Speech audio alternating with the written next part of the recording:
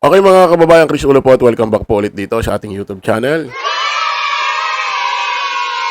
Okay, ito mga kababayan, pag-usapan ho natin itong anak ho ni dating Senator Loren Legarda.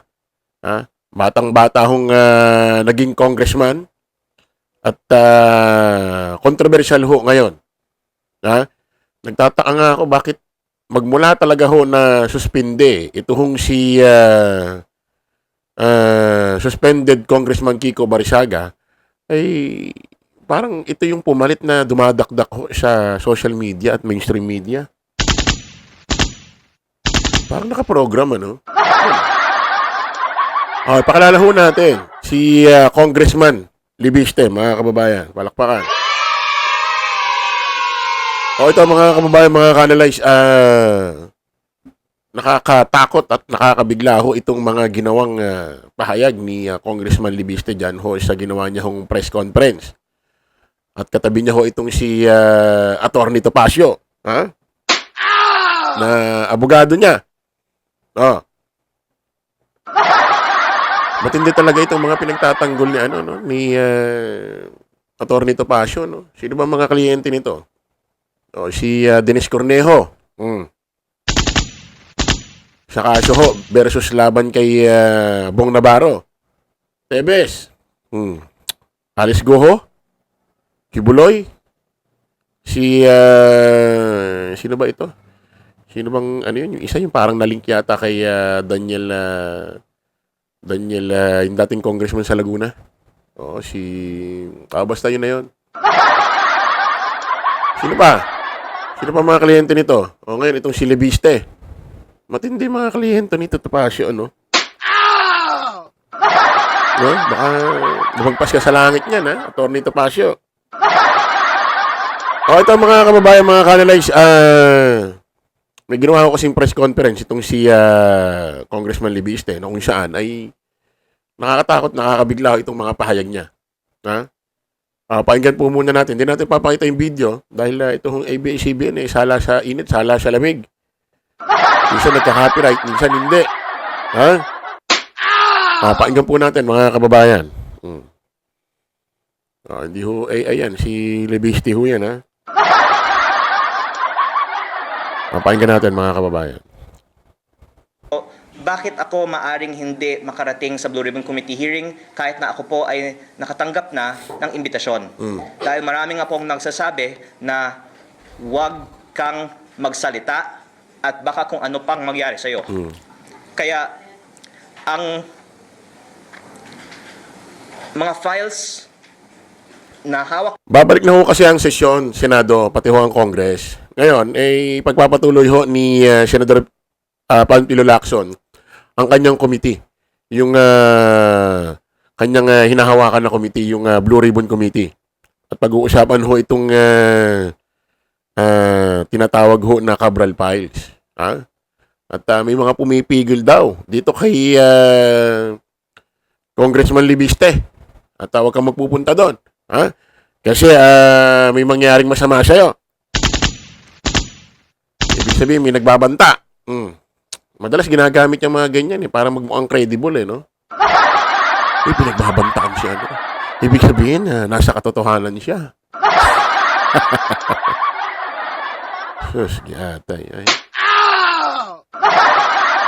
Di ba? Kadalasan ginagawa yan. Hindi ko naman sinasabing nagsisinungaling at hindi totoo sinasabi ni Libiste na wala nagbabanta sa kanya. Hindi ko naman sinasabing gano'n. Pero kadalasan ganyan di ba? Para magmukhang credible, di ba? Si Kibuloy, una sabi niya hindi siya susuko, ayaw niya sumuko kasi may papatay siya. Hanggang ngayon naman, buhay naman siya. Si dating congressman. Dating congressman sino ba ito? Yung dating congressman. Nakalimutan ko yung pangalan. Si Tebes na absuelto doon sa isang kaso niya. Ayaw rin umuwi rito kasi delikado rin daw ang buhay niya. Okay naman niya, buhay naman.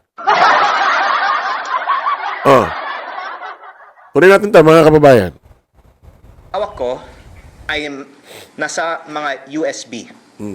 At kung may mangyari man sa akin, lalabas ang buong files na hawak ko. Kaya makakaasa po ang publiko na malalaman nila ang katotohanan patungkol sa budget ng DPWH at sa mga proyekto ng DPWH kahit may mangyari sa akin. Pero kaya ko po sinabi na hindi ako sigurado na makakarating ako sa Blue Ribbon Committee hearing dahil kung babasehan ko po sa mga ipinarating na sa akin at sa aking ina, hindi ko po alam kung ano po ang mangyayari sa akin bago mag-Blue Ribbon Committee hearing. O sir, hindi naman po ibig sabihin that you need to seek permission from the House leadership or the Yung mga importanteng hawak niya raw documents or may nakalagay na raw sa USB. Mabenta pa rin talaga USB ngayon, ano? Mabenta pa rin, ano? Para daw kung may mangyari sa kanya bago magsimula ang Blue Ribbon Committee at papatawag siya, nakasave na raw yung mga nalalaman niya.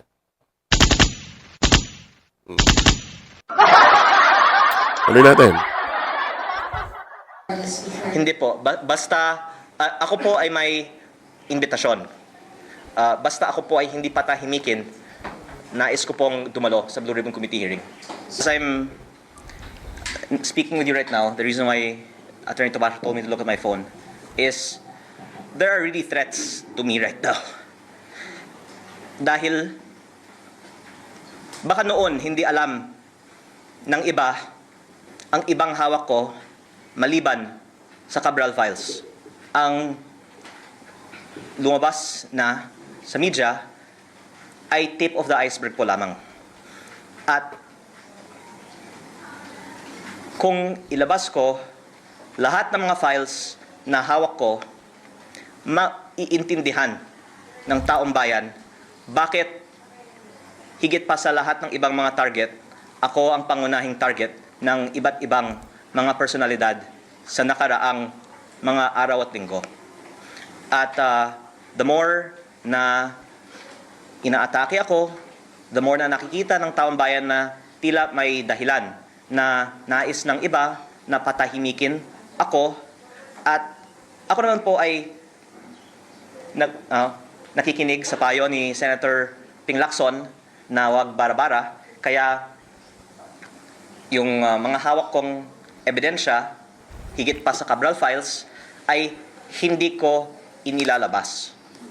Grabe, ano? Yung mga hawak niya raw documents or files, matindi pa raw sa Cabral files. Saan na tayo napuntang istorya? Sabi ko nga, mga kababayan, mga ka-analyze, ang nangyayari, nabubusog na lang ho ang Pilipino sa mga balita. No? Sahod yung kanang tenga, sahod yung kaliwang tenga, no? Tuntua yung mga chismoso at chismose. No? Nabubusog na lang ho tayo sa mga balita. Ang tanong, may mananagot ba? O lahat na lang ho, ilalagay na lang ho, sa kasalanan ho ng mag-asawang Diskaya? Baka dyan na lang lahat ibuhos. Baka sa sobrang tindi ng mga hawak niyong ebidensya at mga alam niyo kung sino ang sino pa, ang mga kasalanan dyan, baka bandang huli kahit isang politiko, wala namang makukulong. Kasi, ang nangyayari rito, bandang huli, kahit sino pa nalalaman nyo, kahit sino pang politiko kasama niya dyan, dyan sa flood control, anomaly dyan sa DPWH. Kung wala naman din talaga makukulong kahit isang politiko, bandang huli, ang biktima pa rin, ang mamamayang Pilipino. Tuloy natin. Pero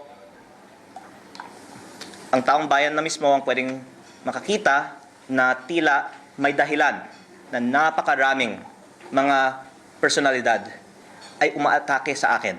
Kung ako naman po ay walang hawak na damaging evidence, siguro marami naman pong ibang atakehin nila na lang. O maraming ibang mga talakayin nila na lang. Pero ang dahilan na ang daming mga umaatake sa akin ay sa kadahilanan na ang hawak kong ebidensya ay higit pa sa Cabral files, at kung ilalabas ko ito, malaki ang magiging consequences nito para sa ating bansa, at dahil sila po ay nagmamonitor sa ating press con ngayon, ako po ay sumusunod sa payo ni Senator Ping Lacson na wag bara-bara. Basta wag nyo akong patayin. Dahil kung papatayin nyo ako, lalabas ang buong katotohanan ng mga ginawa ninyo sa DPWH.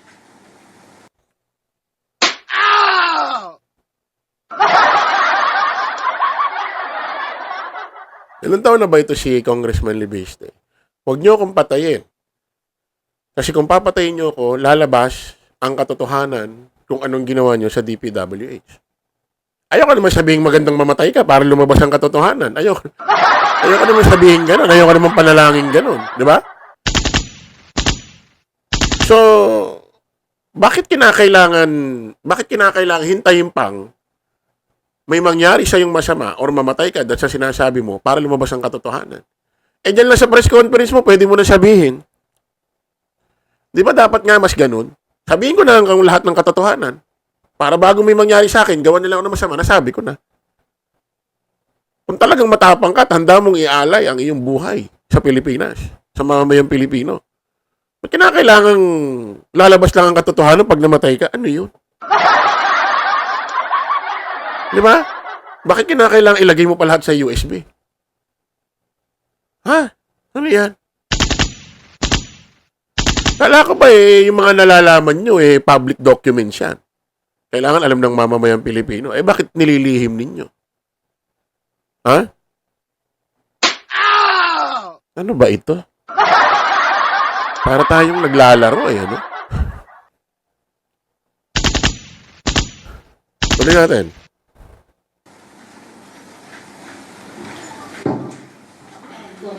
Kasama ko noon, huwag niyo rin akong patayin, ha? No, okay na. Nagpatawa na lang ito si Topacio. Oh, so, ano ba ito? Ipapatawag siya sa Blue Ribbon Committee ni Senador Pampilo Lacson. Hindi niya ba sasabihin lahat ng nalalaman niya ron? May kinakailangan sa USB pa ilagay. At pag may nangyari sa kanya, masama, pinatay siya. Doon pa malalaman ng katotohanan. Inuulit ko nga, dapat nga hanggat buhay ka, kung talagang may nalalaman ka na mas higit pa sa Cabral Files na sinasabi mo. Di ba dapat sabihin mo na, dapat niya sinabi mo na dyan sa press ko na yan. Di ba? Para bago may mangyari sa'yo, nasabi mo na. Bakit kinakailangan pang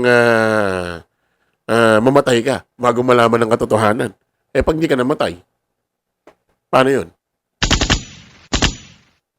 Hindi namin malalaman. Okay mga kababayan, kita-kita ulit tayo sa panibagong vlog. Bye-bye po.